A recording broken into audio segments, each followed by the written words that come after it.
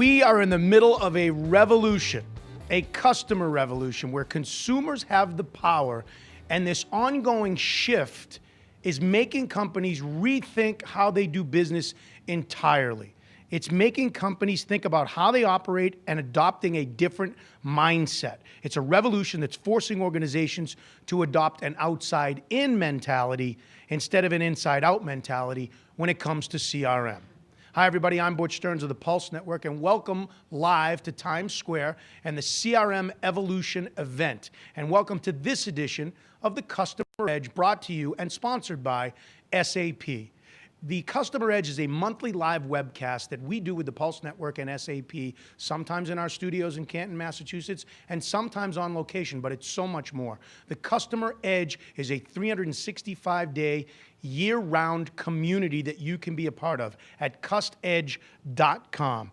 The live monthly show feeds this community, and it is a conversation hub and community for providing great customer experiences in sales, marketing, and customer service. It is a place where you can explore insights, information, and ideas from experts around the globe and embrace the challenge of engaging customers in this new age. So once again, welcome to this edition of the Customer Edge. We're coming to you live from Times Square in the Marriott Marquis, the CRM Evolution event. Let me introduce my co-host now, Brent Leary from CRM Essentials. Hello, Brent. Thanks for having me. It's always good to come August, New York. You already start thinking about evolution. There you go. Or I guess today it's revolution, but well, speaking of evolution, we have Volker Hildebrand from SAP. You evolve all the time, Volker. Always, always. Thanks for having me, Butch. Welcome, gentlemen. Let me throw the statement that I threw out off the top and just a question to both of you. We are in the middle of a CRM and customer revolution right now, aren't we? Absolutely, and we're at CRM evolution here, but clearly a revolution is happening. If you think about kind of the definition of a revolution, usually what's happening is that there's a dramatic shift in the balance of power, and whoever used to be in control no longer is in control. So you follow that kind of definition, but yeah, clearly we are facing a customer revolution. I would say it's sort of like a forced revolution. The customers are forcing companies to join their revolution. And I think some companies get it. Some companies are kind of up for the challenge. But there are a lot of companies that really, I think, are having a lot of difficulty understanding that it is a revolution, understanding that it's not driven by their actions, and they have to play catch up. So let me paint a little picture here for a second. We've been here all day at the CRM Evolution event. We've been taping interviews up to the live portion of this show with all of us. We have guests coming up, thought leaders in the space that can talk about it. We spoke today with people like Jim Dickey from CSO Insights, Jeff Tanner from Baylor University, Keith Dawson, who's going to join us on the show from Ovum, Brian Velmuir, Andrew Sanderback, Leslie Ament from Hypatia, Danny Estrada from Net at Work Incorporated, and Jill Hewitt from Catalyst. And I think the question for both of you right now, if we all agree, and I think everybody does, that we are in a revolution, it's just how are you going to be part of this movement? How are you going to survive it if that's the case? What do companies need to do to address this, to be a part of it, to come out on top, to provide great customer service and customer experience? Volker, what do companies need to do? What are best-of-breed companies doing today? Well, first of all, I agree with what Brian says, right? Companies are literally forced into, first of all, acknowledging that what's happening, what we're all witnessing is actually happening and has an impact. I think a lot of organizations are still struggling. They're having the challenge to see the implication, and some are not aware of how dramatic and impactful it actually is, but it's really the time where every single organization, and it doesn't matter which industry you're in, you need to figure out how do you stay relevant to your customers, and those who don't will become irrelevant fairly quickly. I just look at my dad. My dad is in his 80s. 3 or 4 years ago, we bought him an iPad for Father's Day. So before he had the iPad, he was going on his laptop, or excuse me, his desktop computer, from time to time looking at email, maybe doing certain numbers of activities. He'd jump on and jump off pretty quickly. He'd do that like a daily routine.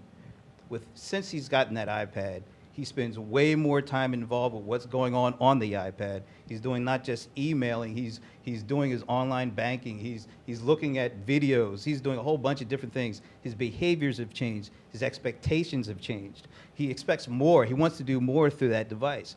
And companies that are going with that, I mean, you wouldn't think it'd be hard to keep up with an 80-year-old, right? But apparently some of these companies are having difficulty. And so just if you look at the scale of the customer from old to young, we're doing all these different things. We're adapting our lifestyles to the latest, greatest technologies.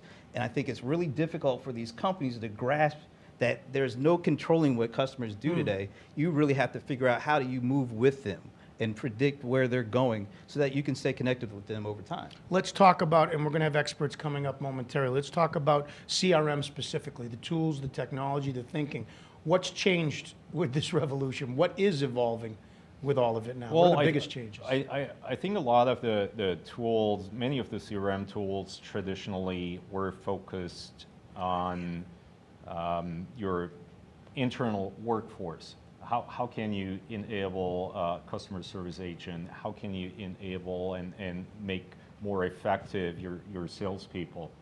How can you be more efficient in the call center environment? That was the primary focus of CRM tools originally. You said. Well, and in many organizations, they're still looking at it that way. And then the notion came along about, oh, there's all these new channels, and we need to have a solution that's kind of a cross-channel, that's multi-channel.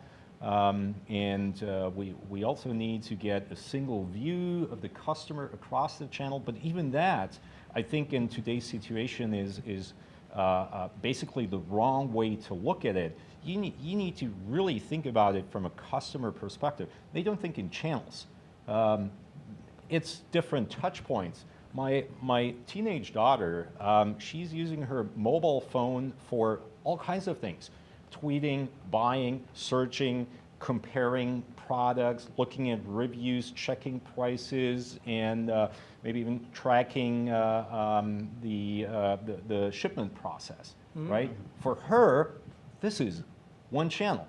From a company perspective, she's in like a dozen different channels. No, she's not. It's different touch points, right. And organizations need to be able to, work along all these touch points. But it's really a different view, and organizations need to think about how can we present a single view or access point to the company, to our brand, to the customer, versus just presenting a single view of the customer to the employees. So how has this different view or evolved view affected CRM tools today, in your opinion? I mean, your company, CRM Essentials, you have your finger on the pulse of all of this. What's changed with CRM tools? You had to throw that pulse thing in there, didn't you? Right. Yeah, Plug for the company. I got to make the bosses happy here somehow. Yeah, when you think about CRM, just at its core, it's about finding, catching, and keeping good customers. I mean, I tried to use an acronym, but with those letters, you really couldn't use a good Say that acronym. again. Find, catch, and keep good customers. Okay.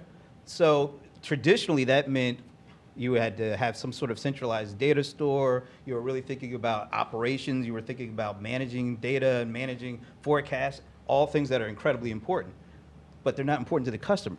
And so CRM today is more about how do we use these new technologies to actually engage, have better interactions with these customers, build actual relationships, not relationships just with data, but with people, because those are the folks who are actually doing things. So I think it's gone from more introverted to really extending out towards engagement for customers. So as I said off the top, you guys agree, organizations need to adopt an outside-in mentality if they had an inside-out mentality to start with in the old CRM world, right? Well, absolutely. But a big challenge is, of course, while you can have such discussions better than ever before on a C-level with C-level executives, because CEOs are concerned about how do we stay relevant to our customers, right? How do I engage my customers? But then you go a little further and you look at the line of business, you look at the silos that they actually have, you talk to the head of sales, you talk to the head of service. They all have a different perspective, and a lot of them still have the inside-out perspective, and they also have different KPIs that they're measured by. So I think that's one of the biggest challenges. It's organizational silos. Volker Hildebrand of SAP. I'm Bush Stearns of the Pulse Network, Brent Leary of CRM Essentials. Thank you for being a part of this edition of the Customer Edge live from CRM Evolution in Times Square and the Marriott Marquis.